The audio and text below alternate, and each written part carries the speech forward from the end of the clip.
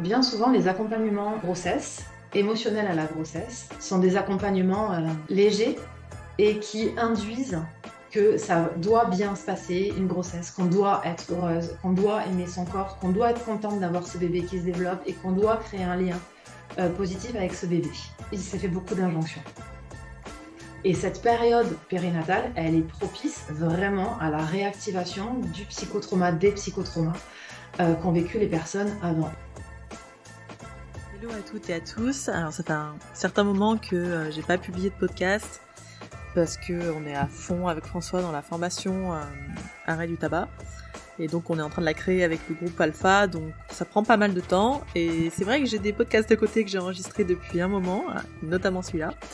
Donc ça y est, c'est reparti. Premier podcast de octobre, ce sera donc avec Stéphanie Ayou. Stéphanie, elle accompagne le psychotrauma dans la période périnatale et notamment le deuil périnatal. Donc je lui laisse la parole pour toutes les notes, toutes les ressources. J'ai même fait des résumés du podcast. Tout ça se trouve dans le petit fichier qui est associé au podcast qui est juste dans la description. Pour joindre Stéphanie, accéder à sa formation, c'est aussi dans la description. Je vous laisse avec elle et je vous souhaite une très bonne écoute. Bonjour Stéphanie et bienvenue sur le podcast Thérapie et Entrepreneuriat. Alors, Merci, salut Anna. écoute, avec plaisir. Ça fait un moment qu'on avait prévu ce podcast que j'ai reporté, je crois, 2 fois. Je ne sais Ouais. pourquoi. Et donc, on va parler aujourd'hui psychotrauma en périnatal, puisque c'est ta spécialité. Toi, je fais un petit résumé et tu compléteras les vides. T'es hypno, Oui. donc tu as ta spécialité dans le périnatal, spécifiquement dans le psychotrauma, pardon, et encore plus spécifiquement dans le deuil périnatal. Et Ouais. avec ton cabinet, tu as aussi le côté formatrice où tu accompagnes les hypnos, peut-être d'autres métiers. Oui, C'est ça? ouais, d'autres métiers. C'est beaucoup plus large en fait que les hypnos. Ouais, donc d'autres métiers à quoi? À connaître des choses sur le psychotrauma, à quoi? Alors, à quoi est-ce que j'accompagne tout le monde? Oui. Ma spécialité, c'est donc les liens entre le psychotrauma et la période périnatale. C'est là-dessus que moi j'ai travaillé, que j'ai développé ma spécialité et petit à petit mon expertise. Sur ce domaine spécifiquement. Pendant longtemps, j'appelais ça les difficultés de la périnatalité, mais clairement, ce qui rend ce moment difficile, c'est parce qu'il y a un lien avec le psychotrauma. Dans cette zone-là, Mhm. j'ai développé une spécialité particulière qui est l'accompagnement du deuil périnatal. Généralement, c'est là-dessus qu'on me connaît un petit peu plus, même si c'est en train de changer. Et donc, j'accompagne en cabinet euh, que des personnes qui sont touchées par le psychotrauma pendant la période périnatale. Donc, je pense qu'à un moment, on va expliquer un peu ce que c'est tout ça. Et beaucoup, vraiment beaucoup, c'est la majeure partie de mes clientes qui ont vécu un deuil périnatal, la perte de leur bébé pendant la période périnatale. Donc la Donc, période il y a 2 ans, périnatale, c'est ouais, tout ce qui tourne autour de la c'est grossesse, ça va de quand à autour quand? de la naissance. Donc, la période Naissance. périnatale, c'est autour de la naissance. Donc, moi, je prends depuis le début de la grossesse jusqu'à sur le deuil périnatal, je vais dire à peu près 1 an après la naissance, parce qu'en fait, j'inclus, moi, la mort subite du nourrisson dans les personnes que j'accompagne. La définition officielle du deuil périnatal, elle est beaucoup plus courte. C'est vraiment tout ce qui est autour de la naissance et ça s'arrête 7 jours après la naissance. Donc, dans la réalité, on est sur quelque chose de beaucoup plus... les personnes qui sont concernées couvrent une partie beaucoup plus large que ce qui est officiellement reconnu. Ok, Enfin nommé. C'est une nommé, histoire ouais. de... Donc moi, j'accompagne dès le début de la grossesse jusqu'à 1 an après la naissance du bébé. Ok. Voilà, donc ça, c'est les familles que j'accompagne. Et il y a 2 ans, j'ai décidé de transmettre mon travail et surtout mes connaissances sur pourquoi c'est une période qui est aussi compliquée. Parce qu'en fait, j'accompagnais aussi beaucoup de parents de très jeunes enfants, de nourrissons, qui étaient confrontés à des tempêtes. Donc, sans forcément aller jusqu'à la dépression du postpartum, sur laquelle on communique quand même de plus en plus, mais de grandes difficultés dans leur parentalité, des trucs qui venaient les chambouler profondément. Et en fait, il y a des raisons pour lesquelles ça se passe, qui s'activent possiblement pendant la grossesse. Et cette période périnatale, elle est propice vraiment à la réactivation du psychotrauma, des psychotraumas qu'ont vécu les personnes avant. Et c'est ça, moi, qui a fait que j'ai développé ma spécialité là-dessus. C'était vraiment les liens entre le psychotrauma et la période périnatale. Ce moment-là où tout se réactive, où les trucs qui n'ont pas été intégrés vont se rejouer. Et les personnes, en fait, ne le savent pas, elles ne comprennent pas ce qui se passe, elles ont souvent l'impression de repartir en arrière, Mm. de plus se reconnaître, d'être à nouveau enfant. Enfin, il y a plein de choses qui se mêlent et il y a assez peu d'accompagnement là-dessus en France. Et donc, moi, je me suis formée il y a un bout de temps maintenant et c'est ça que j'ai proposé. Et du coup, il y a 2 ans, c'est ça que j'ai proposé de commencer à transmettre au départ à des hypnos. Donc, la Mhm. première formation que j'ai faite, c'était en hypnose périnatale, ça s'appelait hypnose périnatale, accompagner les difficultés de la périnatalité. Et très vite, c'est pas que des hypnos qui sont venus me voir, c'est tout type d'accompagnants et de professionnels de la période périnatale. Et aujourd'hui, j'interviens en maternité pour accompagner les sages-femmes et les équipes de puère, aussi bien de maternité que de réa et que de néonat. J'interviens dans des cabinets de sages-femmes. Et puis j'interviens, j'ai toujours mes formations Ok. sur le psychotrauma et la période périnatale. Donc il y a de la Et le demande. deuil périnatal. Ouais, Parce que il y tu a de sais, la souvent demande. on entend qu'on peut pas trop bosser avec les sages-femmes parce que c'est un peu chasse gardée. Tu vois, j'ai entendu souvent ça Ouais. Oui, là-dessus. alors moi ouais, j'ai eu cette croyance-là au début. Et puis surtout, moi j'avais un truc d'illégitimité. Je suis pas formée dans le cursus médical. Mhm. Donc je me disais, jamais elles vont être intéressées. Et en fait, j'ai fait des conférences. On m'a laissé parler en conférence. J'ai parlé de mon métier. Et j'ai montré que je connaissais mon métier. Et il y a une sage-femme, une fois, qui m'a repérée, qui m'a demandé de venir faire une intervention, et puis une deuxième, et puis une deuxième. Et aujourd'hui, en fait, ma formation, elle commence à être un peu reconnue. Et du coup, elle se transmet beaucoup de bouche à oreille, parce que vraiment, on va se le dire, je suis nulle en communication. Et, euh, et merci les personnes que j'ai formées qui parlent de ma formation à leurs collègues. Continuez! Continue à parler de moi. Un jour, j'arriverai mieux. Je ferai mon Insta correctement, mon Un site jour, internet. j'aurai un plan de communication stratégique. Pour Qu'est-ce l'instant, c'est qui, quand même mes clientes qui font ma Hmm. communication. Qu'est-ce qui t'a fait choisir cette spécialisation? C'est particulier quand même. C'est Hmm. plein d'émotions, plein d'un. Moi, le premier truc qui me Ouais, vient en esprit, c'est impuissance, émotion. Enfin, vraiment, ouais. c'est prenant. Qu'est-ce qui fait que t'as décidé, toi, d'aller là-dedans? Alors, au départ, c'est une cliente qui a complètement changé ma vie d'accompagnante il y a très longtemps. C'était en 2012. À l'époque, j'étais coach en entreprise, coach de dirigeant en entreprise, et je travaillais sur la connaissance de soi. Bon, voilà. Et un jour, je gagne un appel d'offres et je me retrouve à accompagner une directrice d'une grande banque qui devait avoir une promotion. Et elle me choisit moi, et je ne comprenais pas trop pourquoi elle m'avait choisi moi. Et en fait, dès la première séance, quand je lui demande, elle me dit, en fait, je viens, j'ai besoin de cet accompagnement parce que j'ai vraiment quelque chose qui se joue à chaque fois que je prends des décisions qui ont un impact sur les autres. À l'intérieur, je ressens que je vais pas prendre la bonne décision. Une espèce d'illégitimité. Alors, je comprenais pas très bien de quoi elle voulait parler. Là, je sentais qu'il me manquait un truc. Et puis surtout, je lui dis, depuis quand vous avez ça? Assez spontanément. Et elle me dit, depuis 30 ans, depuis la naissance de mon fils. Et là, je lui ai dit, OK, il s'est passé quoi? Et là, elle m'a raconté un accouchement traumatique. Qu'en fait, elle avait perdu, elle disait, j'ai perdu complètement le contrôle de la naissance, j'ai laissé faire des gens, c'était pas mes décisions.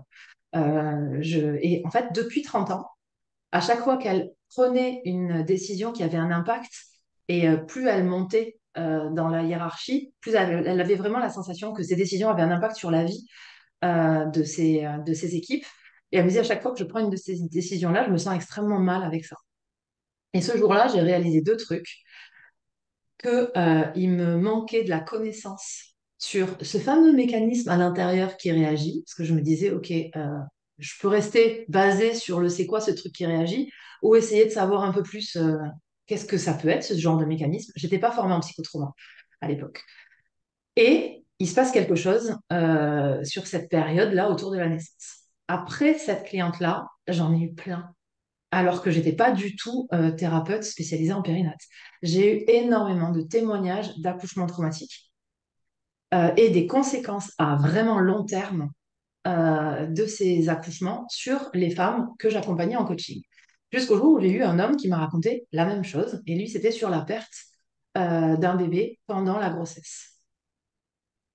Donc tout ça, moi, ça m'a petit à petit, je j'aime pas appliquer des outils sans savoir pourquoi je les applique et à quoi ça sert, etc., etc.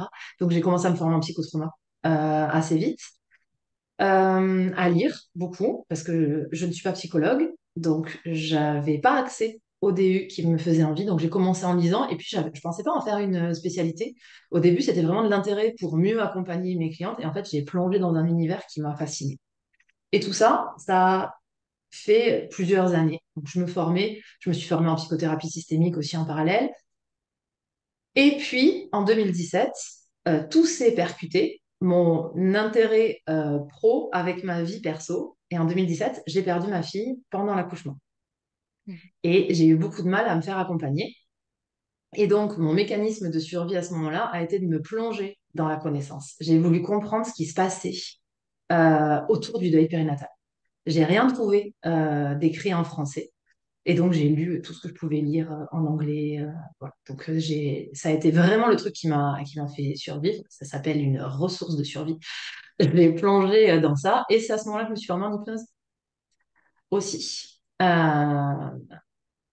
Et donc, je ne voulais pas me spécialiser en périnate, mais j'étais très intéressée. Donc, intellectuellement, je creusais.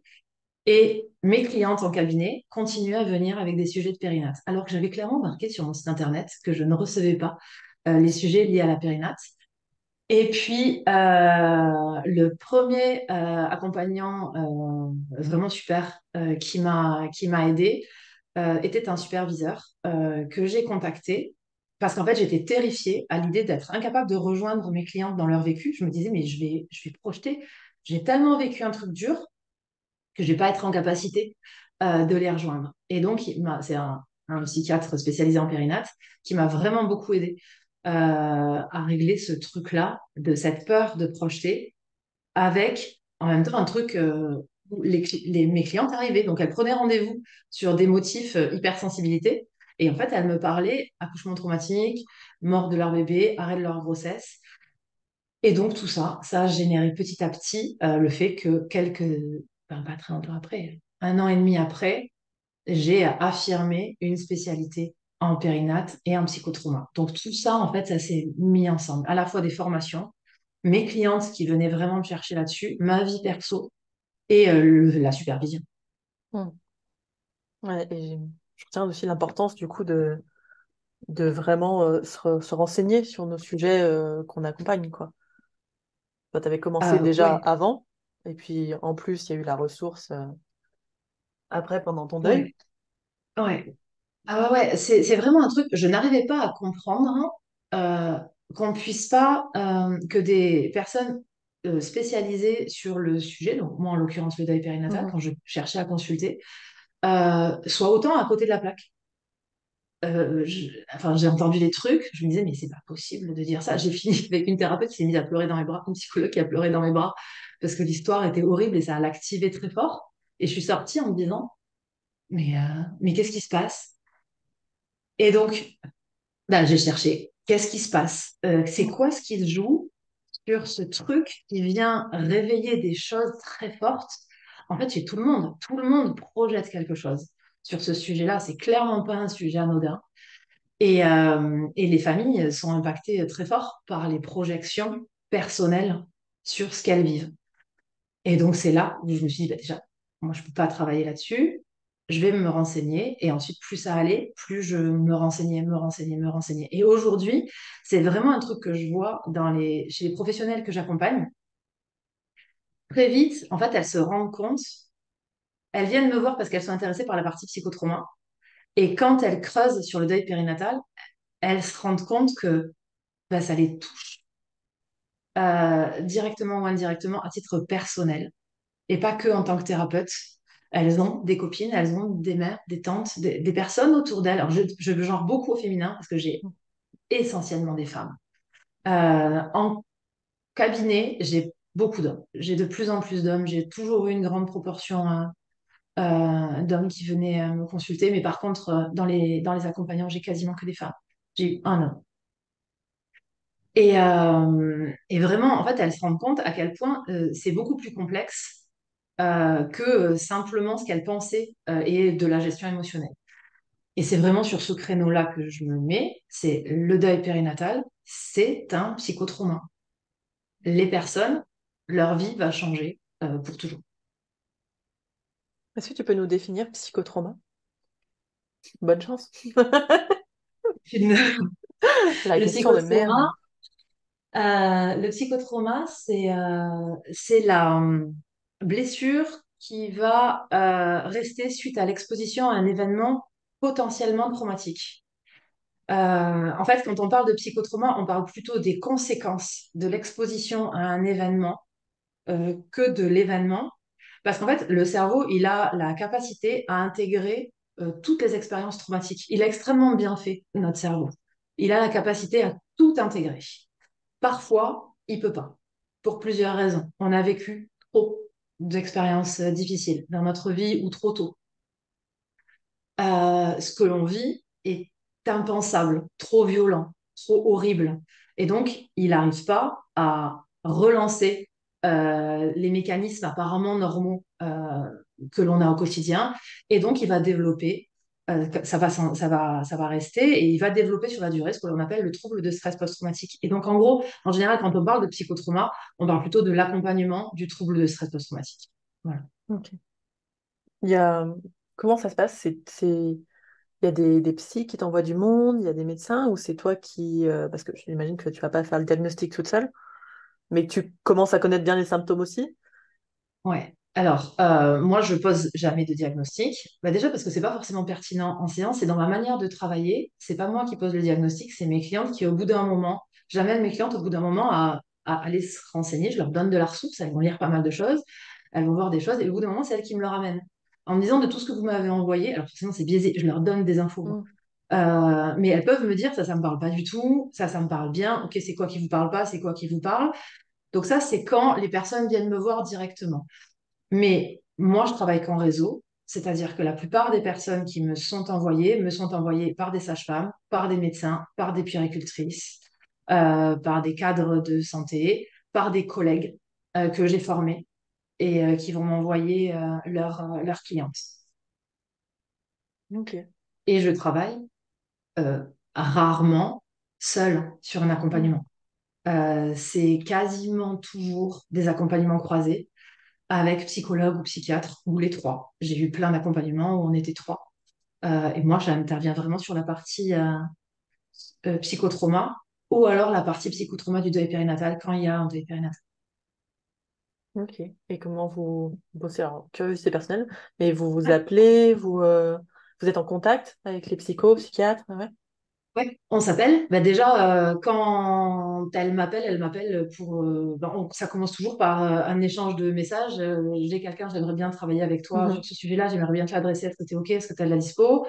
C'est urgent à tel degré. Des fois, c'est urgent la semaine. Des fois, c'est urgent sur un degré. Donc, on se dit ça très rapidement.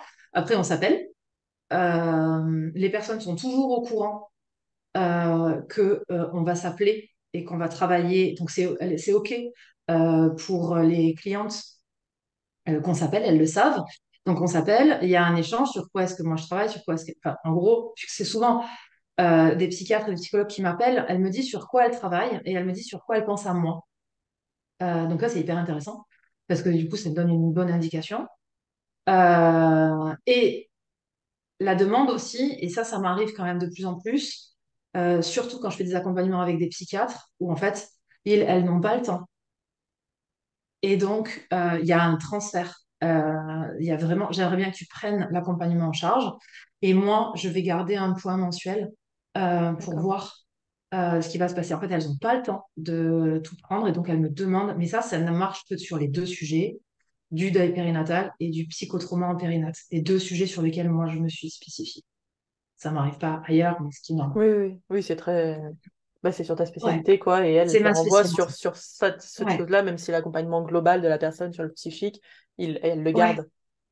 voilà. Et puis au bout d'un moment, moi, je suis plus l'accompagnante, c'est-à-dire que moi, mon travail se termine. Mhm. Ma cliente retourne dans son accompagnement global avec son équipe et, euh, et voilà. Et donc, pendant l'accompagnement croisé, on se tient au courant. Alors, ça va dépendre des personnes. S'il y a des personnes qui sont en risque suicidaire, des personnes qui sont vraiment très très mal, ou alors c'est très compliqué quand il y a un bébé vivant, c'est très compliqué avec le bébé, ou alors il y a eu par exemple un bébé secoué. Donc dans le système, c'est difficile. Là, on se parle souvent. Par contre, la plupart du temps, quand c'est pas ce genre de situation-là, on va essentiellement se tenir au courant par message. En fait, on se laisse un message. Mm. Et si on a des questions, par contre, on se le dit très vite. Donc, en fait, je communique beaucoup avec les personnes avec lesquelles je travaille, donc elles connaissent bien mon travail. Ok. Oui, sur les situations d'urgence, finalement, que ce soit pour la personne ou pour l'entourage, Ouais. vous communiquez plus. Cool. Hyper intéressant de savoir que des hypnos qui bossent comme ça avec des psychos, quoi, et des psychiatres, et que c'est finalement Euh, très possible. ben, moi, beaucoup. Beaucoup. Bon, alors la grosse question, comment t'accompagnes le psychotrauma en périnatalité? On est parti pour Alors, 45 minutes. en 45 minutes. Ah, voilà. En gros, est-ce que par exemple, il y a des phases particulières au Ouais, il y a des psychotrauma et que tu phases. vas changer ton accompagnement suivant les phases de Ouais, où en est la ouais, bien personne? sûr. Ouais. Euh, donc là, je vais rester sur le psychotrauma en périnate. Hmm. Et du coup, sur la spécificité de la périnate. Ok. Parce qu'en fait, ça change. Si une cliente vient et qu'elle est enceinte, c'est pas du tout la même réalité que si elle vient et elle dit bon ben voilà, je ressens quelque chose, ça va pas, je sais pas très bien d'où ça vient et on identifie que c'est un stress post-traumatique. Là, je résume le truc, mais c'est Mhm. pas du tout pareil. Une cliente qui va arriver alors qu'elle est enceinte, généralement, il y a un niveau émotionnel qui est assez fort et il y a surtout un bébé qui arrive. Et la demande, le déclenchement, il est sur il faut que tout se passe bien pour quand ce bébé sera là. Ça peut aussi être je comprends pas, j'étais censée être heureuse et en fait je vais super mal. Ok. Ça, c'est très fréquent qu'on me demande. Je pensais que j'allais être très heureuse et depuis le jour où j'ai appris que j'étais enceinte, en fait, ça va très très mal. Ça peut être facile à dire à quelqu'un, ça. Parce qu'il y a une espèce quand Ouais, même d'injonction à être trop contente, enfin, quand tu as envie ouais, d'être enceinte, et ouais. à être trop contente d'être enceinte et à bien vivre la grossesse. Ah ouais, totalement. Et il y a une incompréhension de l'entourage Mhm. qui, de base, se réjouit et c'est génial. Sauf qu'en fait, il y a des personnes, et elles sont nombreuses, hein, elles ne comprennent, alors soit elles sont pas contentes et elles se disent, bon, c'est ok, je vais savoir pourquoi. En fait, il y a des personnes qui ne le disent pas et petit à petit, en fait, elles vont s'enfoncer dans ce mal-être. Donc, elles ont à la fois peur du regard des autres, ne pas être heureuse de sa grossesse. Il y a quelque chose qui socialement n'est pas toujours Mm. bien perçu. Et si en plus, elles n'ont pas confiance dans la relation à l'autre, s'il y a un truc dans l'attachement qui n'est pas hyper sécure, ben, en fait, elles ne vont rien dire et elles vont arriver avec un niveau émotionnel qui est très haut. Là-dessus, je vais rajouter ma petite revendication personnelle à moi, qui est que bien souvent, les accompagnements grossesse, émotionnels à la grossesse, sont des accompagnements légers et qui induisent que ça doit bien se passer, une grossesse, qu'on doit être heureuse, qu'on doit aimer son corps, qu'on doit être contente d'avoir ce bébé qui se développe et qu'on doit créer un lien positif avec ce bébé. Beaucoup Euh, d'injonctions. il s'est fait beaucoup d'injonctions. Pour certaines femmes, mais c'est comme tout en fait. Pour certaines femmes, ça marche très bien et ça leur convient parfaitement. Pour d'autres, pas du tout. Et donc, ces femmes-là qui sont pas bien, comprennent pas pourquoi et se sentent mal de ça, elles vont chercher des accompagnements qui peuvent en plus aggraver le problème. Je te donne un exemple très clair. Le fameux truc de l'accompagnement grossesse, c'est la création de liens avec son bébé.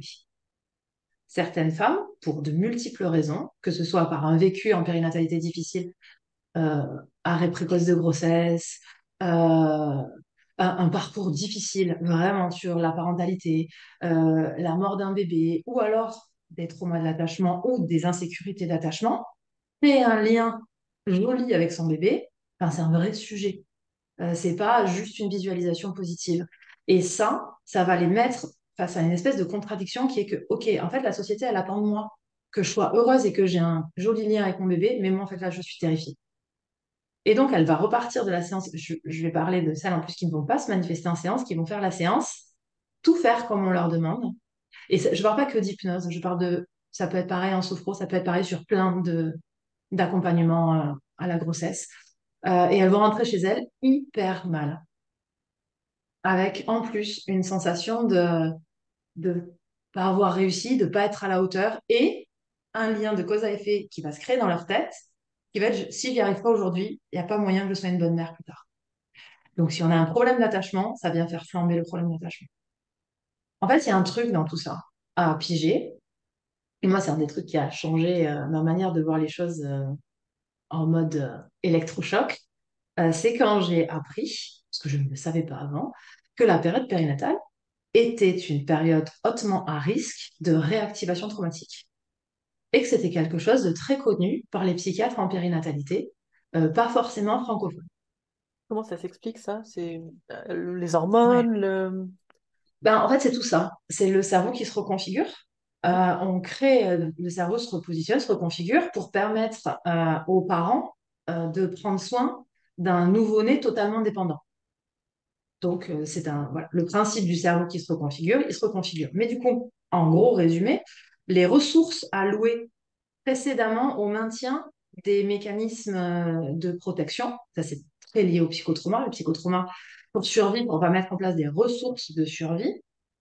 Ces ressources de survie-là demandent, si elles ne sont pas accompagnées, du coup transformées, ces ressources de survie, donc les symptômes du stress post-traumatique, elles demandent beaucoup d'énergie.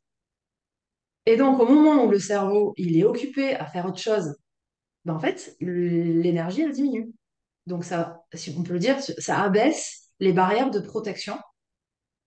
Et donc, tout ce qui va être les dissociations, les évitements, toutes les stratégies que la personne avait mis en place parce qu'elle avait vécu des choses difficiles avant, en fait, elle se les reprend en face, sans comprendre pourquoi. Et on a plein de demandes de type, mais je pensais que j'avais réglé tout ça. Je pensais que c'était fini. Enfin, c'était il y a longtemps. J'étais toute petite. Il va y avoir des reviviscences, des personnes qui vont revivre des expériences difficiles alors qu'elles sont enceintes. En fait, le cerveau, son objectif, quand on va donner naissance à un nouvel être vivant, c'est qu'on fasse survivre ce nouvel être humain. Donc, il va mettre en place tout ce qu'il peut pour la survie de l'espèce. Et si c'est nous rappeler qu'on a vécu des trucs difficiles pour que ce petit être ne le vive pas, ah ben, sans vergogne, hein, il y va. Allons-y, Bonjour les t'étais pas pensées prête? intrusives. Et ben voilà. Et voilà, mais sauf qu'en fait, ben, on ne sait pas. Donc, bonjour les pensées intrusives, les espèces les flashs qui vont revenir Mhm. à minima. Donc, à minima, on peut avoir des angoisses, des inquiétudes, des trucs. Au plus fort, quand on a vécu des choses difficiles, ben, en fait, on peut avoir des amnésies traumatiques qui se lèvent. On peut avoir des trucs extrêmement forts qui se jouent pendant la grossesse. Donc, c'est pour ça que c'est, à mon sens, hyper important d'avoir des accompagnements extrêmement contenants pendant la grossesse. Surtout que c'est une période géniale parce qu'en fait, les personnes qui viennent nous voir, elles sont OK pour bosser sur elles, pour porter attention à leurs mécanismes parce qu'en fait, elles comprennent très bien, elles savent pas pourquoi elles le vivent, mais elles comprennent très bien qu'il faut qu'elles aillent mieux. Sinon, elles descendent. Donc Mm. en fait, l'engagement dans la thérapie, eh ben, il est juste fou à ce moment-là. Et Ouais, elles ont de la ressource. bah, bien sûr. Donc Et c'est un super moment. quand tu dis un contenant, moi j'entends ça un peu comme ce que je vois en psycho, etc. Ça va être quelqu'un de solide, qui met des mots, qui met de présent, sur qui tu peux t'appuyer, qui va verbaliser à ta place quand tu peux pas, qui va être là si besoin. Comment t'entends ça, toi, contenant? Moi, c'est tout ce que tu dis, et moi, je le résume par mon truc. Moi, je suis une attachmentiste, c'est-à-dire que je suis formée à la théorie de Mm. l'attachement, c'est vraiment mon truc. C'est une relation sécurisée et sécurisante, le plus sécurisante possible. Que la personne, dans la relation avec sa thérapeute, son thérapeute, elle se sente en sécurité. Et ça, c'est pas facile. Tu peux nous rappeler Euh, la théorie de l'attachement? Bowlby, c'est ça? ouais, c'est Bowlby. Et puis, il y en a eu plein d'autres Ouais, après. j'imagine que tu... Le système d'attachement, c'est un de nos multiples systèmes motivationnels, c'est-à-dire Mhm. les systèmes automatiques qui se mettent en place pour la survie de l'espèce. Celui-là, c'est celui qui va se mettre en place dès la naissance de l'enfant et dans les premières années, qui va lui permettre de s'attacher aux adultes qui sont les plus sécurisants, qui vont lui générer le plus de sécurité émotionnelle et physique. Donc, c'est vraiment un mécanisme lié à la sécurité. Ok. Quand le mécanisme d'attachement quand le système d'attachement est désactivé, ça veut dire que la personne se sent en sécurité et donc elle a des ressources pour apprendre, rentrer en relation, échanger, faire grandir un bébé. Quand le système d'attachement est activé, Mhm. en fait, elle est en train de se défendre et donc elle n'a pas les ressources pour. La grossesse, sur quelqu'un qui a un système d'attachement insécure, peut activer le système d'attachement. Donc, en gros, elle va se défendre contre, elle ne sait pas très bien quoi, et là, elle n'a pas de ressources pour se concentrer sur ce qui vient. Donc, dire à une personne qui est activée dans son attachement, il faut absolument créer un lien avec votre bébé, en fait, c'est extrêmement compliqué. Ce n'est pas possible. Mhm. Et puis, je pense même, en fait, créer un lien avec elle, c'est difficile en tant que t'accompagnant, je vais dire thérapeute, mais en tant qu'accompagnant, c'est hyper dur d'avoir quelqu'un en face qui a toutes les défenses activées et qui est hyper insécure et qui se dit, je peux compter sur personne, quoi, là. Et c'est le premier truc, pour répondre à ta question de tout à l'heure, c'est la première phase de l'accompagnement du psychotrauma, c'est créer une relation sécure. Et ça prend le temps que ça prend. Et Mais c'est c'est ça la hyper première chose. important, ça. Ce que tu dis, c'est hyper En important fait, c'est parce ça. qu'on veut aller tellement vite. Alors, je pense beaucoup aux hypnos, qui au bout d'une séance de séance te disent, bah ouais, mais ça n'a pas bougé. Ouais, mais en fait, t'es peut-être juste en train de créer du lien, quoi. C'est vraiment le truc, vraiment, pour moi, c'est clé. Après, il y a des étapes, il y a de la technique, il y a des trucs, c'est super. La théorie va nous Mhm. apprendre comment adapter la suite de l'accompagnement. Mais en fait, la suite ne sert à rien si le lien avec ta cliente, ton client, il n'est pas sécure. C'est-à-dire que la personne, elle ait confiance en toi. Parce que si elle a confiance en toi, si elle sait que tu es là, elle va pouvoir accepter d'apprendre. Euh, et c'est ça, en fait, qu'on va proposer dans le psychotrauma.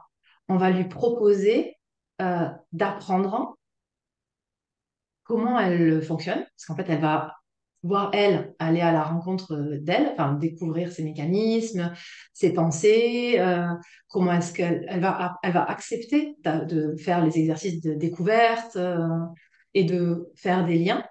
Tant que la relation, elle n'est pas là, tant que la confiance, elle n'est pas là, mais elle va pas faire ça, parce qu'en fait, elle va chercher à se défendre. Et il y a différents types d'insécurité de l'attachement. Si en plus on est sur des attachements évitants ou désorganisés, dans lesquels la personne n'a pas confiance, l'autre est synonyme de danger. Vouloir aller à 200 à l'heure en mode cow-boy en disant moi je sais comment faire, c'est bon, le psychotrauma c'est mon truc, ou c'est bon, moi j'ai des outils, ça passe en 3 4 séances sans relation d'abord. Enfin, ça, je vais pas dire que ça peut pas marcher, parce que oui, en fait, il y a des gens qui vont arriver, ils sont sécurisés. Donc oui, ça peut marcher. Mais le risque, il est trop grand de confronter la personne à la conforter dans son inquiétude, dans son problème. En fait, on gagne tout niveau, c'est du respect de l'autre, en fait, à ralentir, à créer une relation. Et pour ça, se demander comment l'autre, elle fonctionne et aller à sa rencontre, enfin, c'est essentiel. Ok, donc ça, c'est le première grosse étape dont va dépendre tout le reste. Est-ce que tu as des tips particuliers pour créer du lien comme ça ou pour arriver à Ouais. sécuriser la relation? Le premier truc, c'est d'être curieuse. comment la personne, elle le vit, comment elle est, qu'est-ce qu'elle a vécu, c'est quoi les liens qu'elle fait. En fait, c'est la rejoindre à son endroit Mhm. et pas décider que parce qu'elle vient, parce que, par exemple, ce serait très facile en plus avec la théorie de te dire que si quelqu'un vient avec des angoisses terribles et qu'elle est deuxième trimestre de sa grossesse, bah forcément, c'est qu'elle a une réactivation traumatique de quelque chose. Ça, ce serait complètement ça servirait à rien, ce serait un contresens, ce serait de la position haute. Mais par contre, aller vraiment à la rencontre, ça veut dire quoi? C'est ce questionnement de position basse, je crois que ça s'appelle le questionnement socratique, si je me plante pas, de qu'est-ce que ça veut dire pour vous? Ok, c'est ça même. Non, en fait, je me trompe. Le questionnement socratique, c'est celui qui va servir à bouger les pensées. Donc non, c'est pas vraiment ça. C'est vraiment un questionnement de position basse qui permet vraiment de la rencontrer. Et ça, c'est la première étape. Racontez-moi comment ça se passe pour vous, ça veut dire quoi ces angoisses, comment ça se manifeste, est-ce que vous les connaissiez avant, est-ce que c'est un truc qui est nouveau pour vous. Vraiment s'intéresser à la personne. Sans chercher de changement, Le- finalement. T'es pas Sans du chercher le tout, pour changement. l'instant, en mode de Non. changement, t'es en mode relation, Ah ouais. comprendre, enfin, apprendre de l'autre comment il vit son problème, quoi. Et alors moi, je suis sur le changement hyper tard et que si elle me Mhm. le demande. Ok. Quand tu dis hyper tard, t'as un... Parce que moi, dans hyper tard, tu sais, je suis en 10e séance, tu vois, déjà. Ouais, mais oui, possiblement en fait. Et des fois, c'est plus tard. Donc, j'exagère un peu quand même. Mais ça peut être en mode dixième séance. Mhm. Parce qu'il y a, enfin, je veux dire, la rencontrer, mais il y a aussi une chose que j'ai pas dite, qui est importante. Alors, chez moi, qui est très importante, c'est me présenter. Quand la personne, elle arrive, euh, moi, je suis formée en psychothérapie interpersonnelle. Et ça, c'est un truc que j'ai gardé très fort de la psychothérapie interpersonnelle. C'est la personne, elle va venir te voir, elle va se confier, elle va te raconter des choses, et en plus, tu vas lui demander. Alors oui, ok, elle cherche quelque chose en venant, mais en fait, elle va te donner des choses. Et moi, je travaille quasiment qu'avec des personnes traumatisées. Donc, se confier, me partager des choses, ça va demander déjà un gros travail. La moindre des choses, c'est de me présenter d'abord. C'est de leur dire qui je suis. Et donc, je commence toujours par me présenter, leur dire bah, qu'est-ce qui fait que je me retrouve là devant elle. Euh, je peux avoir des phrases. Par exemple, je sais que j'ai une phrase que je dis quasiment tout le temps quand je me retrouve face à des parents endeuillés. C'est que je suis désolée qu'ils aient à venir me voir, mais que je suis très contente qu'ils m'aient trouvé. Mhm. C'est une des premières phrases que je leur dis, parce qu'en fait, ils n'ont pas du tout envie d'être devant moi, hein, ces parents-là. Ils ont envie d'être chez eux avec leur bébé, pas du tout d'être devant une nana qui est spécialisée sur le deuil périnatal, et qui tout le monde leur dit allez la voir. Donc la première chose que je fais, c'est vraiment leur dire je suis désolée. Et je le ressens vraiment. C'est vraiment créer ce lien-là. Donc je me présente et ensuite, bah, je leur laisse l'espace pour m'expliquer qui ils sont, qui elles sont, qu'est-ce qui les a amenés là. Et donc, il y a vraiment ce temps de rencontre qui est très important et qui peut être sur 2 séances sans problème. Et à ce moment-là, elle n'a toujours pas confiance en moi, ma cliente. Mhm. Elle peut tendre vers de la confiance. Mais la confiance, elle n'est pas installée, c'est beaucoup trop tôt. J'explique aussi comment je travaille. Comme moi, l'hypnose, c'est que un outil dans ma pratique, mais c'est un outil que j'adore. Donc, je leur propose de faire de l'hypnose à la première séance. Notamment parce qu'il y a des trucs d'hypnose que je trouve vraiment super, qui permettent à la personne de se sentir compétente, toute seule, très vite. Et ça, c'est quelque chose que je leur propose de faire. Et, et je trouve ça très chouette de leur proposer de voir qu'en fait, elles peuvent s'approprier la séance. Que l'hypnose que je vais leur proposer, c'est elles. En gros, c'est leur enseigner de l'auto-hypnose. Je vais très rapidement sur la première séance, leur enseigner un exercice d'auto-hypnose que je ne vais pas guider. Je vais leur expliquer à quoi il sert, comment ça se passe, etc., etc. Et cetera. Et elles vont le faire sur elles pour se sentir en compétence et autonome et une vraie partie prenante de l'accompagnement. Ah, c'est marrant, ça Et remet un peu de contrôle dans un truc qu'elle ouais, contrôle plus de toute façon. il faut le Intéressant. trauma, pas de contrôle, hein. Donc Ouais, du coup, j'amène ça dès que je peux tout de suite. cool. Et ça induit comment vont se passer les séances d'après. Vous faites partie de votre thérapie. Je vais vous proposer des choses et vous vous en saisissez pas. On se le dit, en fait. Vous n'êtes pas obligé de me suivre. Vous pouvez me dire, là, Stéphanie, je suis pas d'accord. Ben, ok, super, je m'excuse. J'avais pensé que c'était intéressant. Je m'excuse vraiment. Euh, et je leur demande, sur quoi est-ce que vous avez envie qu'on aille? Ben, je sais pas. En fait, cette position-là d'accepter de me planter pour réparer la relation, c'est hyper important aussi. Je vais te faire un lien. Des personnes qui ont un attachement sécure, c'est pas des personnes qui se disputent pas. Mm. C'est des personnes qui se disputent et qui savent dire pardon, excuse-moi, j'ai merdé. Et elles n'ont pas peur que l'autre les abandonne. Et en gros, c'est ça que je vais essayer de mettre dans la séance. Si à un moment, je propose une ressource à voir et en fait, ça ne plaît pas du tout à ma cliente, ou alors je dis un truc et elle me dit, mais pas du tout. Mais en fait, j'ai pas de problème à dire, excusez-moi. Et ensuite, à proposer quelque chose, parce que du coup, le fait qu'elle me dise non, elle, ça lui redonne du contrôle forcément dans sa séance. Mais surtout, moi, ça me permet d'avoir des informations que je n'avais pas jusque-là, que je me suis plantée dans ma proposition. Et d'ajuster, de la rejoindre encore mieux. Et ça crée de la confiance dans la relation. Donc, je vais mettre à mal la relation pendant une fraction de seconde en disant je m'excuse. J'avais pensé que. J'essaie d'être un peu plus fine hein, quand je le dis. Mais globalement, c'est ça qui se passe. Euh, et, euh, et après, je répare la relation. Et ça crée de la confiance. Intéressant. Super intéressant. Ça va beaucoup à l'encontre de plein de gens. Alors, je pense très souvent des débutants, mais qui ont très très peur de péter la relation, tu sais. Et donc qui vont être très attentifs, voire trop attentifs et essayer de pas mal faire.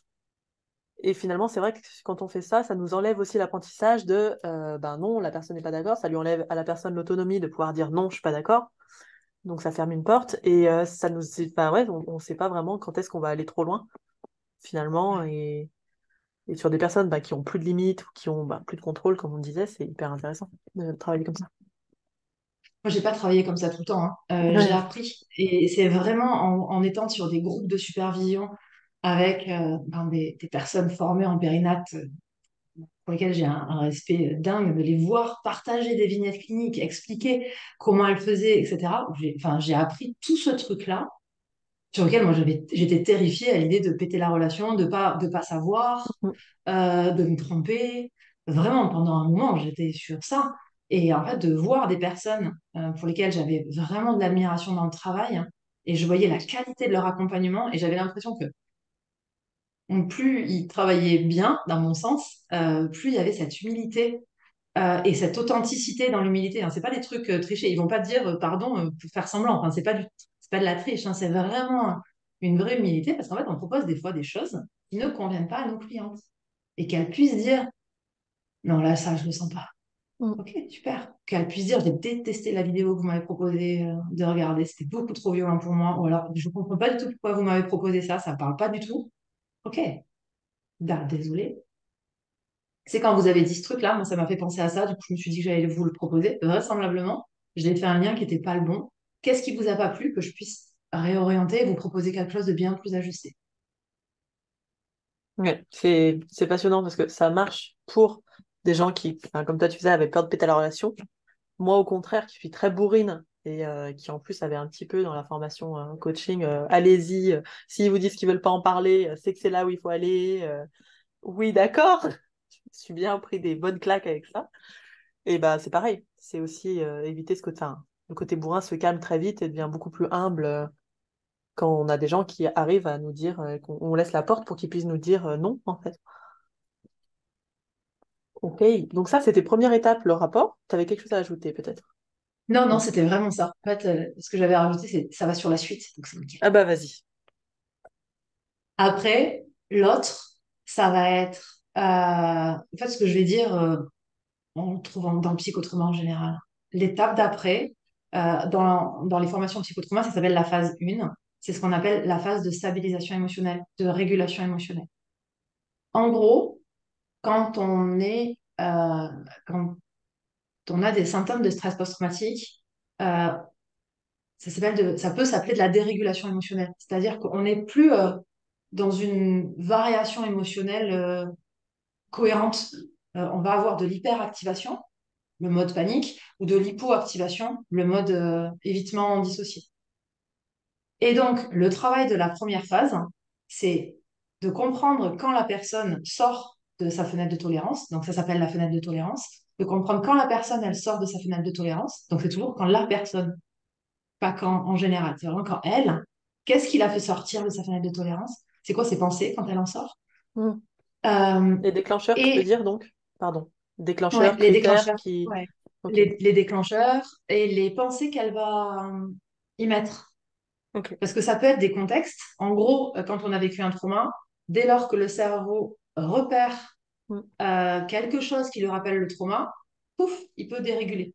OK? Et la dérégulation elle peut être physique, elle peut être cognitive, elle peut être émotionnelle. Et ce qui est intéressant dans la thérapie, ça va être de choper la pensée, parce que la pensée peut générer des croyances. Là, les hypnos, en général, on est plutôt bien formés sur ce truc-là. Et ces croyances-là, on va pas s'en servir tout de suite, mais on peut s'en servir plus tard dans la phase 2, parce qu'en fait, mais on va juste les noter. Donc, c'est hyper intéressant de choper les déclencheurs physiques, émotionnels, cognitifs de la dérégulation et d'apprendre à la personne. Alors, au début, c'est nous qui allons le faire, bien souvent. Enfin, ça dépend à quel moment la personne arrive. Si elle arrive et qu'elle n'a pas de ressources, on va lui proposer des exercices pour trouver de la ressource, pour se réguler. Et ensuite, ces exercices, quand elle arrive à bien faire en cabinet avec nous et qu'elle a confiance en nous, donc tout ça, on le fait et ça va continuer à créer la confiance. Et au bout d'un moment, elle va se rendre compte, et ça, c'est ça qui va être la fin de la création de la confiance, elle va se rendre compte que ce qu'on lui propose, ça marche. Et donc, elle va accepter d'apprendre. Et là, c'est super. Parce que c'est le moment où elle va accepter de faire les exercices toute seule chez elle. C'est-à-dire qu'elle n'a plus besoin de nous, elle s'autorise à le faire chez elle. Elle va s'autoriser des variations. Et puis, elle va nous raconter la séance d'après, comment elle a fait et comment c'était mieux. Donc là, c'est vraiment très chouette. Et petit à petit, on arrive à une forme d'autorégulation émotionnelle. Donc, si on suit les techniques du bouquin, il faudrait dire qu'à la fin, quand la personne est toujours dans sa fenêtre de tolérance et qu'elle sait bien revenir dans sa fenêtre de tolérance, on passe sur le retraitement des souvenirs. Mais là, je vais recibler sur moi, ma spécificité, le psychotrauma en périnate et l'accompagnement, par exemple, dans la grossesse. On n'arrive pas forcément au retraitement des souvenirs. C'est-à-dire que déjà, à ce moment-là, quand la personne, elle a acquis cette capacité à se réguler toute seule, ben, en fait, on a fait un gros boulot. Et en fonction de ce qu'elle a vécu, la suite, elle le fait toute seule. Euh, le retraitement des traumas, en fait, elle va pas avoir besoin qu'on retraite ses souvenirs, qu'on les revisite. Elle va pas avoir besoin de ça parce qu'en fait, elle va avoir cette capacité à le faire toute seule. En fait, on active des mécanismes. Je l'ai dit en intro, le cerveau, il a la capacité à absorber tous les événements traumatiques. En fait, en travaillant sur les capacités d'autorégulation, on va pousser le cerveau à retrouver ses vraies capacités d'origine. Et donc, ça peut, euh,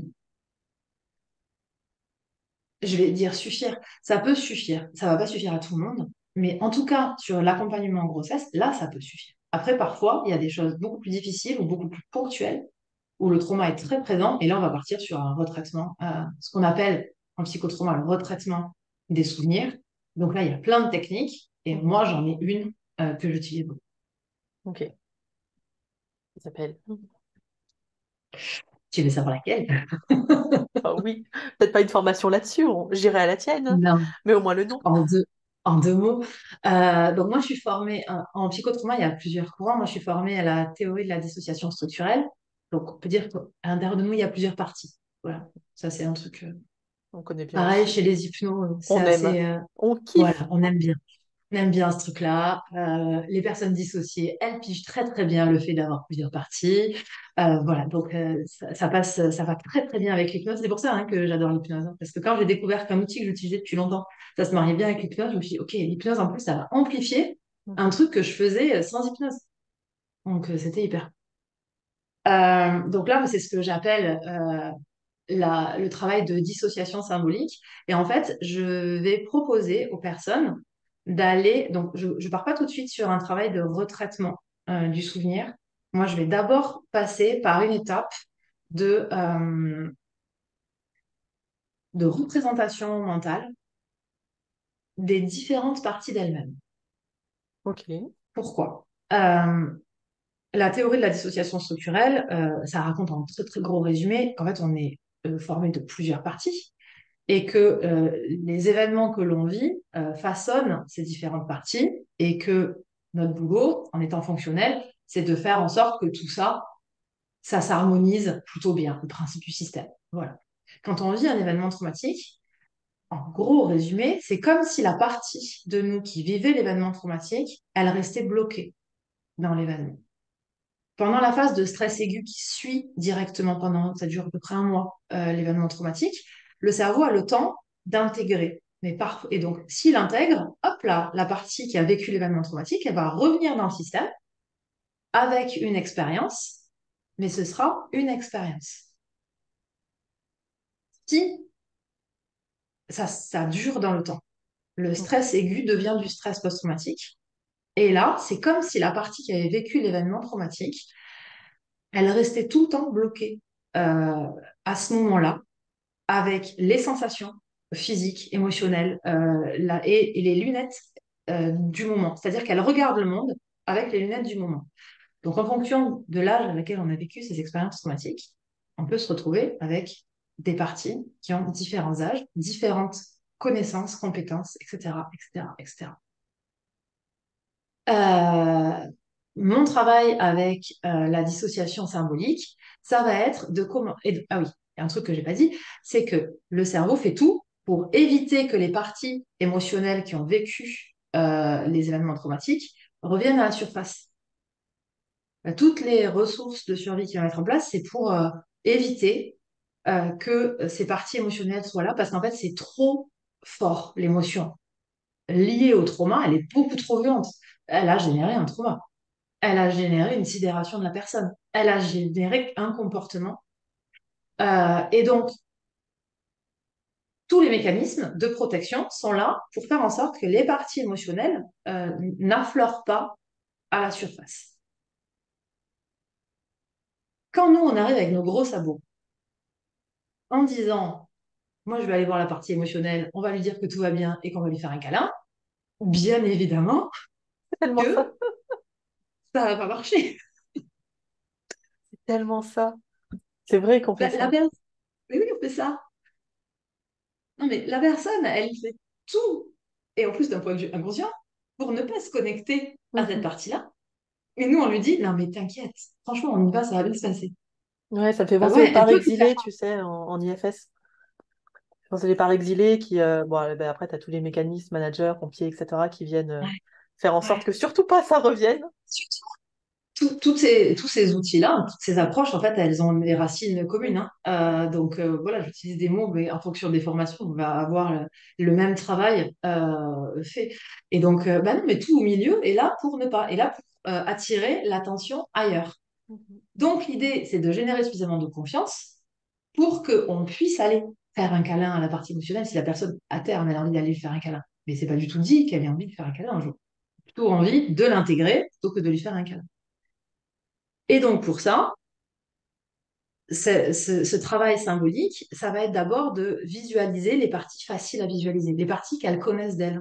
Ces parties apparemment normales, qui agissent tous les jours, qui gèrent le quotidien. La partie de vous qui va bosser, la partie de vous qui s'occupe de vos enfants, la partie de vous. Toutes ces parties qui fonctionnent. Et ces parties-là, donc en gros, elles apprennent la technique avec des parties non émotionnelles, des parties apparemment normales, ça s'appelle.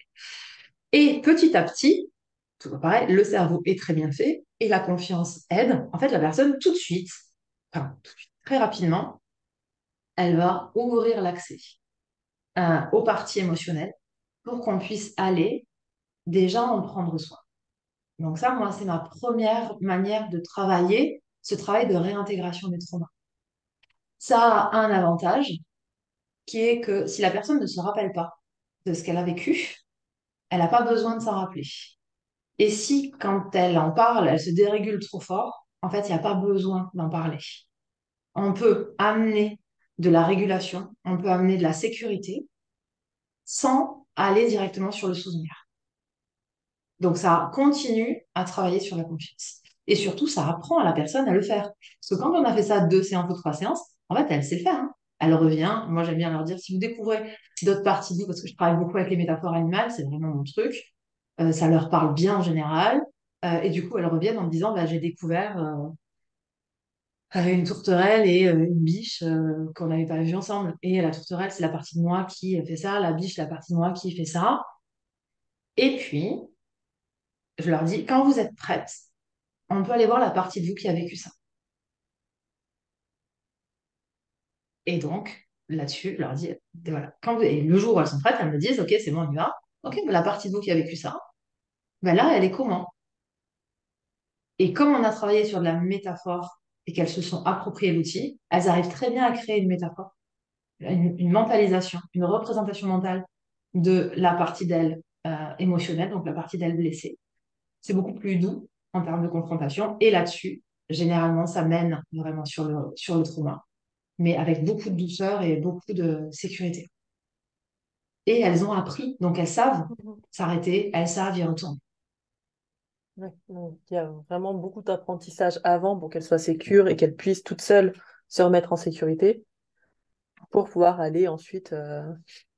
Et finalement, je me dis même en ayant appris avec des parts qui vont bien, eh ben, ça permet aussi de généraliser l'apprentissage et donc d'après de commencer à le faire en autonomie avec des parts qui vont moins bien, quoi. Absolument. Et il y a des personnes qui le font en autonomie parce qu'en fait, elles préfèrent faire ça seules. Mm. Et voilà. Quand je dis ça, on a l'impression que je vois mes clientes pendant 3 ans. Alors, je peux les voir pendant 3 ans. Mais au final, une fois que la relation de confiance, elle est vraiment bien installée, la stabilisation, ça peut être un peu long, mais on peut commencer la phase de retraitement, la phase d'intégration du trauma. Moi, je préfère dire intégration du trauma. C'est pas le nom officiel, mais moi, je suis plus confortable avec ce nom-là. La phase d'intégration du trauma, alors que tout n'est pas toujours dans la fenêtre de tolérance. Parce qu'en fait, il y a la confiance, il y a envie. Et puis, il y a des personnes qui arrivent, elles ont des ressources, elles sont juste en réactivation traumatique, et elles sont très OK pour retourner pour aller sur l'intégration du trauma. Et il y a des personnes qui viennent me voir assez rapidement après avoir vécu un accouchement traumatique. En fait, il est tellement présent, leur accouchement, que dès lors qu'elles ont confiance en moi et qu'on a mis en place quelques ressources, elles sont vraiment, elles vont très très vite sur la partie d'intégration de l'événement. Donc c'est pour ça, tout ça, je le dis, mais c'est à nuancer Mm. en fonction de la personne. Ah, c'est très très contextuel comme d'habitude de toute façon. Ouais. Ok. D'après toi, tu nous as donné déjà pas mal d'indices, mais quelles seraient les boulettes à surtout pas faire quand on accompagne ces personnes des traumas en périnate? Bon, alors j'ai entendu ne Suis. pas zapper le lien déjà Ouais. et Ouais, ne pas y aller sans connaissance. ouais, alors ça, c'est vraiment mon truc, c'est que la connaissance, ça permet de se questionner. Ça permet, nous, en tant qu'accompagnants, en tant que thérapeute, de passer en position méta. Mhm. On n'est pas obligé de l'avoir tout de suite pendant la séance, mais à la fin de la séance, se demander, OK, qu'est-ce qui s'est passé? Qu'est-ce qu'elle m'a dit? Il s'est passé quoi dans la relation? Ça nous permet de passer en position méta. La connaissance, c'est vraiment... Il y a des spécificités. En périnate, il y a une grosse spécificité quand même qui est ce lien avec le psychotrauma. Et moi, je trouve ça vraiment dommage que ce soit pas plus fréquent dans les accompagnements. Vraiment. Donc, il y a vraiment ce truc-là, la connaissance, pas zapper la relation, vraiment prendre soin de la relation. Et le premier truc qui me soit venu quand tu as posé la question, c'est suivre à la lettre ce que je viens de dire. Oui. À ne pas faire, c'est ça? Mais ouais, parce que ça reviendrait à ne pas rejoindre la personne qui est en face. Mhm. Donc Donc, oui, il y a pas un schéma hyper clair, précis, un, 2, 3, pendant X séances, tu fais ça. l'indice, c'est la régulation émotionnelle. Mhm. C'est le lien. Et on peut savoir que la personne, elle se dérégule dès lors qu'on perd la connexion. Mais pour savoir si on perd la connexion, il faut avoir une connexion, en fait. Donc c'est vraiment ce truc-là. L'indice pour savoir. sur quelle étape on passe, qu'est-ce qu'on peut proposer, est-ce que c'est vraiment le bon moment pour repartir, pour partir sur une rencontre avec cette partie émotionnelle, un retraitement du souvenir, etc. C'est la dérégulation émotionnelle. Ce qui m'intéressait aussi, c'était comment on se positionne, nous, en tant qu'accompagnants, face au potentiel déluge émotionnel et aux choses dures, enfin vraiment dures, qui t'en as parlé au début, qu'il peut y avoir dans ces accompagnements. Alors moi, j'ai pensé, quand je prenais mes notes, je pensais à impuissance, euh, je pensais traumatisme écarriant. Je sais pas si ça peut avoir lieu quand on accompagne beaucoup de personnes qui sont dans ces traumas-là. Euh, ouais, principalement ça. Qu'est-ce que t'en penses? Euh, ouais, c'est hyper intéressant et oui. C'est l'autre facette de l'importance de la connaissance, c'est que de savoir ce qui peut se passer, comment ça peut se manifester, pourquoi ça se manifeste comme ça, et l'intensité, que ce soit en hyper ou en hypo, ça permet de se questionner sur où je me situe moi en tant qu'accompagnant, qu'accompagnante par rapport à ça. Est-ce que je fais ça parce que j'ai envie de sauver le monde? C'est un mauvais choix, parce que ça pique. Quand on est face à des récits et qu'on prend une vague émotionnelle et sur le deuil périnatal, ça arrive très fréquemment sur le début d'accompagnement. Ce que je disais, souvent les personnes que j'accompagne, que je forme, pardon, me disent ouais, mais la première émotion que tu as en cabinet, ça doit être de la tristesse, du désespoir. Non, la première émotion que j'ai en cabinet, c'est de la colère, voire de la rage. Hmm. L'émotion principale des parents qui rentrent dans mon cabinet, c'est de la fureur. Ils sont en colère. Et ils peuvent être en colère contre moi. Je vais être une projection parce qu'ils préféraient être 1000 endroits et pas face à moi. Et en fait, ça, ben, il faut savoir que ça arrive, pourquoi ça arrive, et est-ce que c'est OK que ça arrive, qu'est-ce qu'on fait? Et ça ne veut pas dire être un coaching ball, ça veut dire savoir ce qui va se passer. Donc la supervision, ça aide, mais surtout la connaissance des spécificités. Et quand on explique pourquoi ça arrive, en fait, ça fait sens très vite. Et du coup, ben, on peut, c'est à nouveau, c'est ce truc de rejoindre. On peut tout à fait rejoindre un papa qui vient d'assister impuissant à la mort de son bébé et de sa femme. On peut comprendre que la première sensation qu'il a quand on lui dit il faudrait que vous alliez voir Madame Ayou, vous allez voir, elle va vous aider, c'est je ne sais pas ce que je fous là, il n'y a pas moyen que vous m'aidiez. Ben, bien sûr, si on cale sur la souffrance, je ne peux rien faire. Je ne suis pas là pour apaiser sa souffrance. C'est pas possible, en fait. Il vit quelque chose de tellement difficile que ça n'arrivera pas. Moi, mon boulot, ça va être de l'aider à mettre du sens par rapport à ses émotions, hein, pas par rapport à ce qu'il vit. Il n'y a pas de sens par rapport à ce qu'il vit. Mettre du sens par rapport à ses émotions. Qu'il les comprenne, qu'il arrive à faire le tri, lui donner un espace de parole, lui donner un espace d'écoute de quelqu'un qui va comprendre à la fois d'un point de vue général ce qu'il vit, donc du coup de remettre dans un contexte, tout en le rejoignant sur lui, sa spécificité de ce que lui il vit, par rapport à qu'est-ce qui fait que ça l'amène devant moi. Et puis, de l'aider à trouver de la ressource, de l'aider à avoir tout doucement de la perspective. Et ça, pour pouvoir faire ça, il faut pas avoir raté le rendez-vous de la relation quand le monsieur il est arrivé en hurlant dessus au début de la scène. Hmm. C'est toujours le même truc, le lien, la sécurité du lien.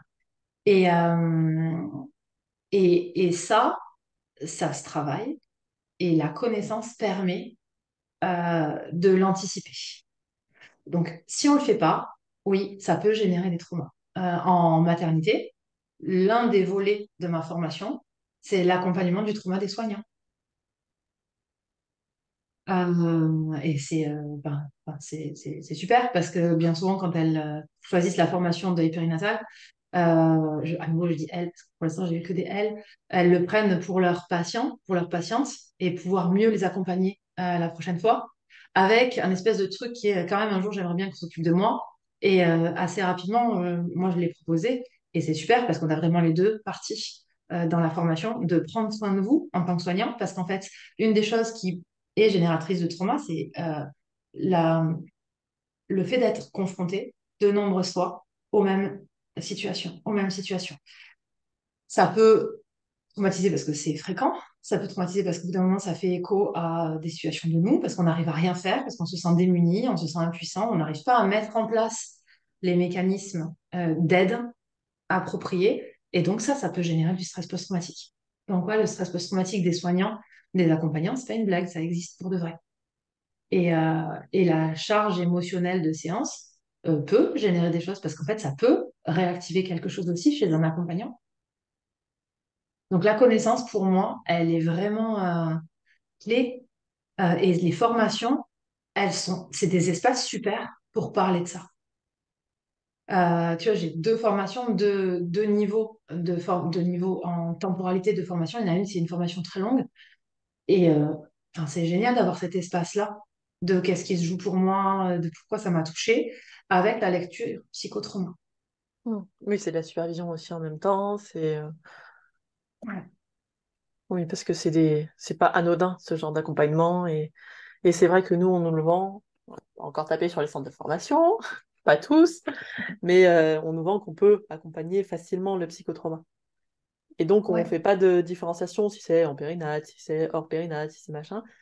Et, et à pas se renseigner sur ces thèmes-là, mais même sur le psychotrauma en général, de toute façon, on risque déjà, un, d'être mauvais, deux, de se faire du mal à soi-même parce qu'on est surpris, comme tu dis, par les émotions qui vont arriver, de faire du mal au client. Parce que arriver avec quelqu'un qui balance sa colère à fond, qui est tout à fait légitime, et toi, t'arrives, tu dis, oh là, soyez pas en colère contre moi, petite safe place, on baisse toutes les émotions, on enlève, je vous interdis la colère. Entre guillemets, je vous interdis la colère. C'est pas dit comme ça, mais c'est le ressenti finalement. Ça peut être, euh, ça peut être problématique finalement. Ouais. Et puis proposer directement à quelqu'un d'abaisser son émotion, Mm, est-ce que c'est une bonne solution? Non. c'est sûr. Et ouais. Sauf que vraiment, le premier truc, ça peut être tout de suite calmez-vous. Mhm. Bah non, peut-être que, ok, elle veut dire quoi cette colère? Si vous pouviez la faire grandir, qu'est-ce que vous avez envie d'en faire? Ben, j'en sais rien. Ou se taire et écouter. Moi, ma technique dans ces cas-là, c'est être hyper solide devant, me taire, écouter. Ouais, elle est légitime. Et c'est clairement pas le moment de faire quoi que ce soit. C'est le moment d'être là. Et de pas vriller. Hein. Parce que la personne, si elle est là, enfin, devant moi en tout cas, c'est qu'elle a peur, pas confiance. Globalement, c'est ça qui se passe. Donc non, j'ai pas du tout envie de nourrir ça. Comment tu te deals avec ton cadre à ce moment-là? Comment tu... Génial comme question. J'ai un cadre hyper rigide et hyper souple. Euh, en fait,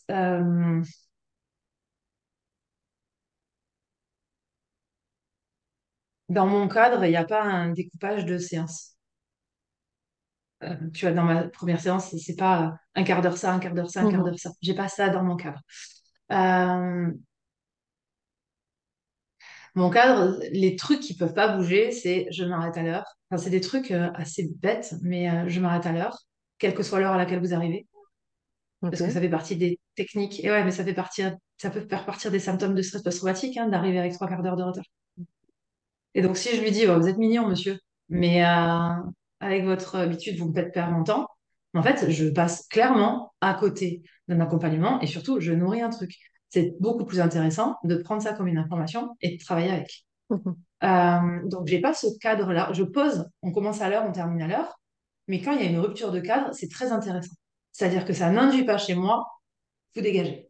La rupture de mon cadre, donc moi je pose mon cadre, le rendez-vous c'est celui-là, vous arrivez à l'heure, il n'y a pas de salle d'attente. Les trucs sont vraiment posés, ça dure 1 heure et quart maximum, que ce soit en visio ou en présentiel. Les trucs sont, voilà. Et quand il y a une rupture de cadre, en fait, je la prends tout de suite comme une information.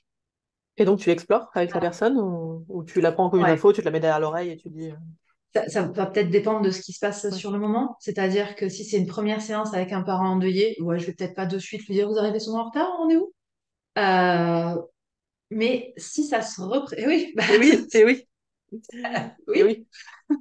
Le contexte gagne toujours. oui, et donc bah non, si c'est pas, je vais pas faire ça. Mais par contre, deuxième fois la même, en fonction de ce qui va se passer dans la séance, là, je vais peut-être le poser. Mhm. Je vais dire, ok, la dernière fois il s'est passé ça, là il se passe ça. parce qu'en fait, je vais poser une question. Sur le deuil périnatal, en fonction de quel moment les parents arrivent sur leur chemin de deuil, il peut y avoir des mécanismes très forts en jeu, et notamment un envahissement par le quotidien. Et en fait, ils n'arrivent pas du tout à dealer avec tout ce qu'il faut faire. Et être à l'heure en séance, ça fait partie des trucs beaucoup plus compliqués. Et simplement de leur demander, mais ça, en général, ça, quand c'est ça, je le sais très vite parce que ça fait partie de mes questions. Mais c'est un peu, là, c'est complètement hors sujet, mais je leur demande, c'est quoi qui est compliqué pour vous en ce moment, en fait, dans votre vécu basique du quotidien? C'est quoi vos pensées? Qu'est-ce qui est compliqué pour vous? Déjà, pour savoir si je peux pas les aider.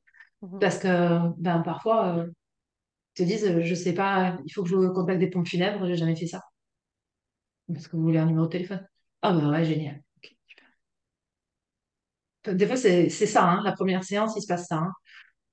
Les personnes que je reçois qui me sont envoyées par qui que ce soit dans le personnel de la mater, je les reçois très très vite. Et des fois, j'ai des questions, elles sont beaucoup plus intéressées par parler des obsèques et de l'état civil que par parler d'elles. Et c'est tout à fait normal. Donc oui, elles vont arriver en retard parce qu'en fait, c'est leur belle-mère qui devait les amener, mais qui du coup, ben voilà, c'est très compliqué de venir en séance. Donc là-dessus, bien évidemment, mon cadre, c'est pour ça qu'il est très posé, mais il y a une vraie souplesse qui va être liée au contexte. Et, et de la même manière, je leur mens pas. C'est-à-dire que si je leur dis, vous pouvez m'appeler entre deux séances, je leur dis comment me joindre, par quel canal, sous combien de temps je réponds, ou si je réponds pas. Il y a des périodes, je leur dis, si vous avez besoin de m'écrire entre deux séances, vous pouvez le faire. Je n'attendais pas de réponse, je ne pourrais pas vous la donner. En ce moment, je n'ai pas la disponibilité. Ça, c'est sécurisant parce qu'ils écrivent pas en attendant une réponse. Mhm. Parce que parfois, il y a ça aussi. Ouais, c'est vrai que c'est Donc ça, des sujets très intéressants. Les contacts en dehors des séances, j'avais lu un article génial là-dessus, sur bah, les SMS, par comment tu contactes, est-ce qu'on répond pas, quel sujet tu abordes par SMS, quel sujet tu dis, bah, finalement, on verra ça à la séance prochaine. Et elle apportait un truc très intéressant, c'était la fin elle faisait jamais de fin d'accompagnement par message. Il fallait se revoir pour clôturer l'accompagnement. Euh, ouais, moi, j'ai tendance à bien aimer ça. La plupart des accompagnements, on clôture en face à face. mhm, Il y a une séance, c'est pas forcément une séance de clôture d'ailleurs, c'est plutôt à un moment dans la séance, je leur dis, et là, on serait pas en train de s'acheminer sur une fin?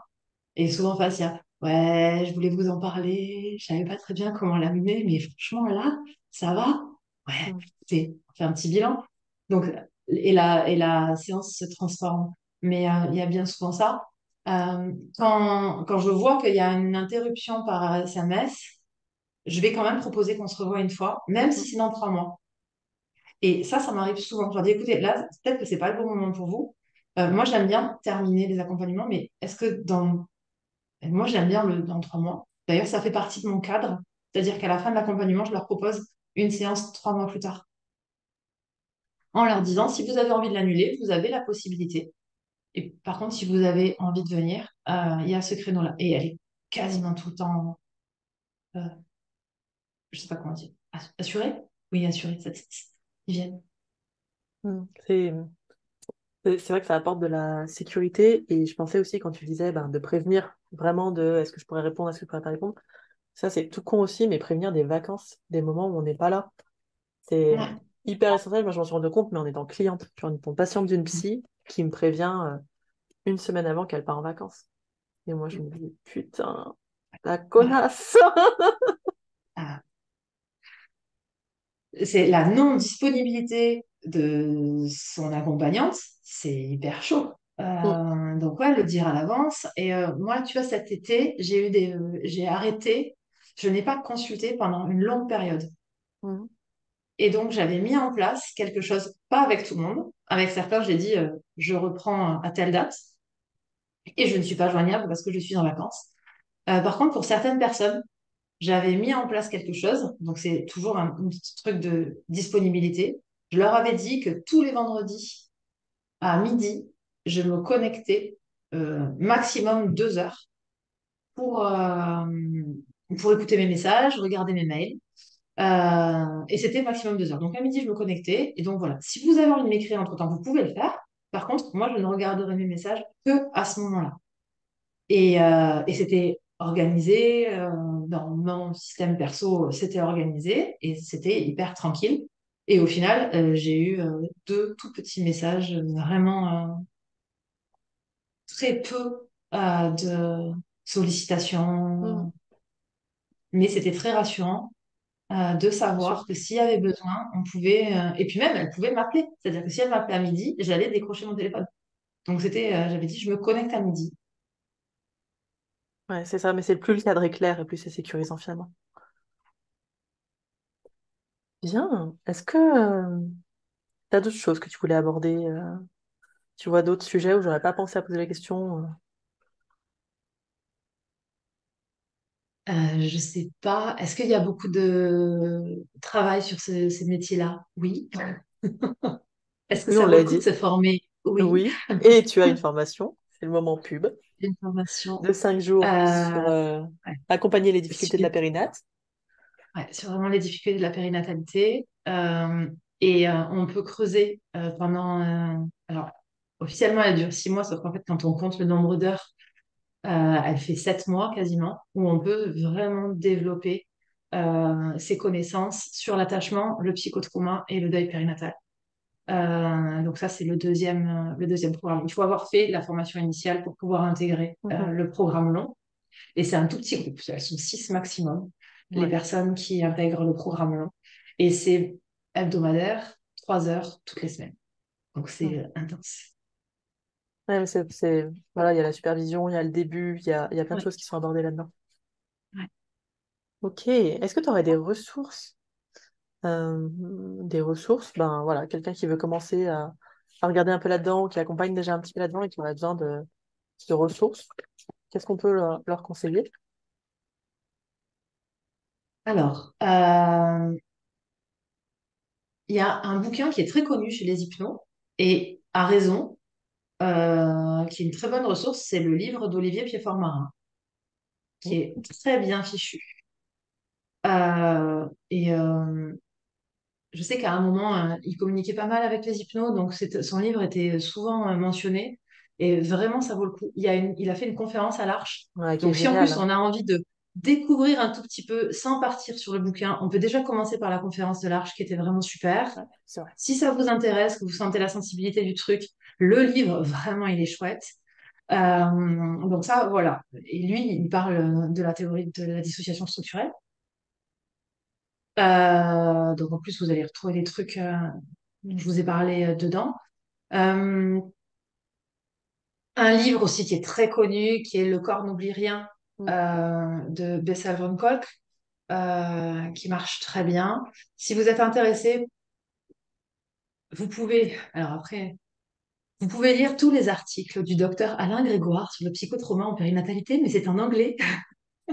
Et ce sont des articles de recherche, mais ils sont vraiment super. Ils sont vraiment très très bien. Une personne qui fait de la vulgarisation en psychotrauma sur les réseaux sociaux, dont je fais la pub sans problème, c'est quand même son titre, c'est Catherine Lapsy. Elle Ouais. parle beaucoup psychotrauma, elle parle beaucoup attachement et elle en parle bien. Ouais, elle est top. Enfin, moi, je trouve. Ouais. Moi, j'adore. J'adore son podcast. Complètement Voilà. fan. Donc, elle a un podcast, elle a une chaîne YouTube, elle Mm. a des ateliers, elle a des lives. En fait, elle fait plein de trucs. Donc, si vous avez envie de voir si ça vous parle, sans partir sur une formation, il y a déjà ça. Après, si vous êtes intéressé sur les liens entre psychotrauma et périnate, ben, il n'y a pas grand-chose.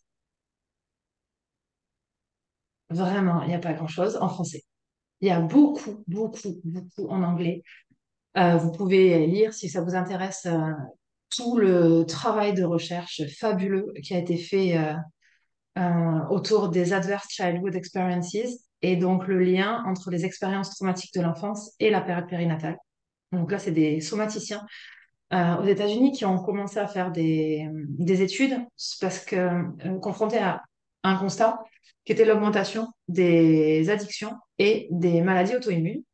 Et donc, ce sont des somaticiens qui sont à la recherche, à la tête de ces recherches. Et en fait, de fil en aiguille, ils ont fait des liens avec les expériences traumatiques de l'enfance, liens qu'ils ne cherchaient pas au début. Mhm. Et donc, d'un petit programme de recherche, il y a un truc monumental qui est sorti, qui est passionnant. Il commence à y avoir pas mal de traductions en français. Déjà, si vous avez envie de les lire, il y en a, mais sinon, si vous lisez en anglais, enfin, c'est une mine, c'est vraiment hyper intéressant. Et puis, on travaille à créer des choses plus spécifiques sur le psychotrauma et la périnatalité en français. Cool. Promis, on est plusieurs à travailler dessus. Tant mieux.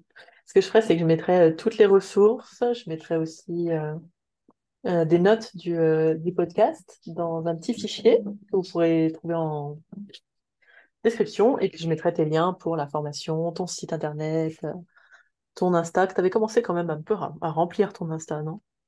Tu avais commencé des Oui, en fait, posts, un peu les blogs à un moment, non? j'avais commencé, beaucoup ralenti l'année dernière parce que j'ai beaucoup fait de Mm. formations et notamment en mater. Et ça m'a pris beaucoup de temps. En fait, j'ai été très demandée sur des formations sur des personnes très variées. Donc, du coup, j'ai adapté pas mal de formations. Là, je vais revenir parce que mon objectif, là, clairement, c'est de faire, de créer plus de contenu. Donc, voilà, j'ai beaucoup d'admiration pour les personnes qui arrivent à consulter, à former et à créer du contenu. Moi, j'ai focalisé sur les consultes et les formations. Et là, j'ai enfin trouvé, je crois, quelqu'un vraiment pour m'aider sur la création de contenu. Donc, c'est complètement le boulot.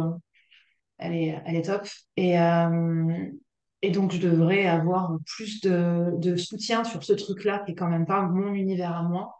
Mais j'aimerais vraiment, tout ce que je dis là, comme ça, ça soit écrit quelque part, qu'on puisse y aller facilement. Mhm. Cool. Merci beaucoup, Stéphanie. Merci à toi. Merci beaucoup de m'avoir donné cette espèce de parole, Anna. Vraiment. C'est avec plaisir. Encore un grand merci Stéphanie pour le temps que tu nous as consacré, c'était vraiment très intéressant. J'espère que ça vous a apporté des billes, des pistes de réflexion. J'ai hâte d'entendre vos commentaires. Si le podcast vous a plu, n'hésitez pas, pour tous ceux qui sont sur Apple, à aller mettre 5 étoiles au podcast, c'est comme ça qu'on pourra faire connaître, ou à le diffuser autour de vous, à l'envoyer à des copains de promo. Ce sera chouette pour le podcast comme pour Stéphanie. Je vous souhaite à toutes et à tous une très bonne journée et prenez soin de vous.